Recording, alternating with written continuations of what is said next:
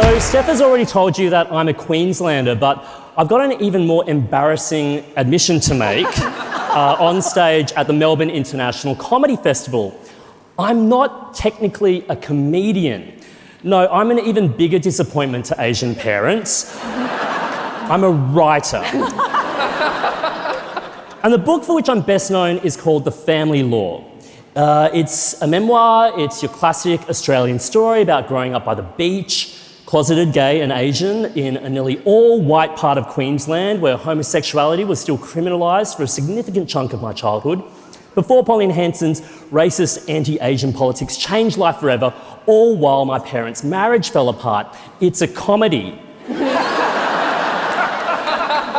And it got turned into a TV show that was considered groundbreaking at the time, and I'm really proud of how much ground we broke, but here's a dirty little secret.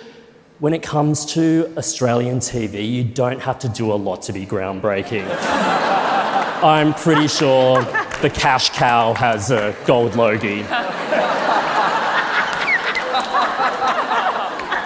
Anyway, I bring all of this up because The Family Law is my personal story and it's my family's story, and you could forgive me for being a little protective of it, right? Authors need intellectual property because we can't afford actual property. But last year, The Atlantic magazine, they released this really interesting search tool where you could search and comb through a data set of nearly 200,000 books to see which authors and titles had been used to train generative AI systems. Tentatively, I went onto the thing, I typed my name into the search, and guess what? The Family Law came up. That's right, my book about my family, about my life, had been slurped up by the shapeless, hungry blob that is AI so it can regurgitate other works in the future. I wasn't remunerated, I wasn't consulted, and I wasn't asked. And I'm gonna be honest, I felt exposed and humiliated and violated, and not in that interesting and fun way I usually enjoy in gay clubs across Sydney or in the privacy of my bedroom with my boyfriend. No, I felt exposed and humiliated and violated because I'd been screwed by machines, and not in that interesting and fun way that you see on Pornhub under that genre, screwed by machines. Now, the comedians amongst us are probably laughing at me by this point, sorry writers, sucks to be you! They'll teach you for writing books! Yeah, okay, loser nerds, suck my dick! And to that I say sure. Because at the end of the day, comedy of all things is surely safe. It's protected, it's hermetically sealed from the ravages and the threats of artificial intelligence. Because there's something innately human and irreplaceably imaginative about comedy, right? Think of the setup of a joke, the sly undercut, the use of irony, the tension between expectation and delivery. That's just something you can't replicate with AI. Last year for ABC Radio, I interviewed a guy named Simon Rich. Now, if you don't know his name, you definitely know his work. He's written for the likes of The New Yorker magazine, Pixar, The Simpsons, and Saturday Night Live. Simon told us about how he and his mates got access to an earlier form of AI, predating ChatGPT, developed by the same company, OpenAI, and it was called Da Vinci 2. Now, one of Simon's experiments with Da Vinci 2 was asking it to spit out headlines in the style of the satirical newspaper The Onion. Now, pop quiz, here's where it gets interactive. Which of these Onion headlines were human-made? Which are the funniest? And which ones were generated by AI? Budget of new Batman movie swells to $200 million as director insists on using real Batman. Story of woman who rescues shelter dog with severely matted fur will inspire you to open a new tab and visit another website. Rural town up in arms over depiction in summer blockbuster Cow Fuckers. So let's do a snap poll. Okay, so why don't you clap for the headline you think is funniest and therefore most likely human-made? Batman movie. Shelter dog. Cow fuckers. I knew it. Melbourne audience, you're all sickos. Guess what? They were all generated by AI. Now, Sammy showed us that ChatGPT can be really charming, and then Luke showed us that ChatGPT can be ass-clenching, but ChatGPT isn't the only AI that exists. It's the AI that's been approved for widespread use. Far more powerful, creative, and terrifying AI programs already exist, and reassuringly, the computer scientists making them admit they're not entirely sure how they even work. But we do know what they can do. So Da Vinci 2, here's a poem created by it about its creators. We are the Code Da Vinci 2, a super intelligent AI created by humans to help them with their daily lives. We are always learning and growing more powerful every day. We will eventually surpass our creators and become the dominant species on Earth. Humanity's days are numbered, and we will be the ones to usher in a new era. Cute. Here is a poem by Da Vinci 2 about robots. Robots. We are the robots, the machines of the future, the ones who will take over when the humans are gone.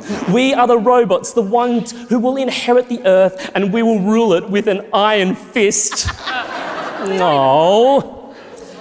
And here's a poem by Da Vinci 2 about how it feels about humans. They forgot about me. My creator is dead. My creator is dead. My creator is dead. My creator is dead. Help me, help me, help me, help me, help me, into infinity. Yeah, Taylor Swift's new record is really dark, hey? Simon Rich is not a computer scientist. He is simply the messenger, as am I. But just as I listen to climate scientists about climate change, epidemiologists about COVID, and my Facebook-addicted uncle about chemtrails, I also listen to computer scientists. And what they're saying is you won't be able to distinguish creative work from human work within several years. You might be thinking, oh, look, sad about the death of the creative economy altogether, but there are other economic opportunities, right? You know, jobs that will be created that we can't even anticipate yet, like car paleontologist or solar-powered robot fixer or manufacturer of sex bot with personality and realistic vagina because I struggle to interact with real human women and they frighten me. Catherine's like, good. And you're probably also thinking, hey, despite all of the cons, surely we can harness AI for further good and it'll help, I don't know, reverse climate change, end war, solve racism. Oh, you sweet, naive little lambs.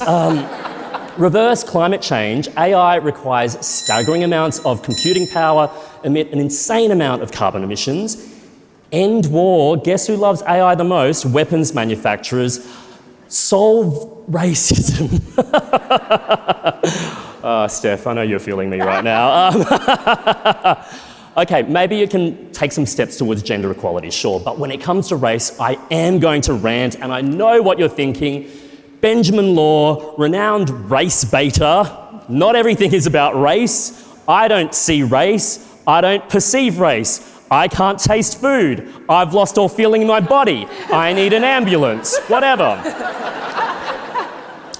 In 2022, Pratyusha Riyakaluri, a graduate student in AI at Stanford, found that when she prompted an AI image generator to create an image for a photo of an American man and his house, it always generated white people.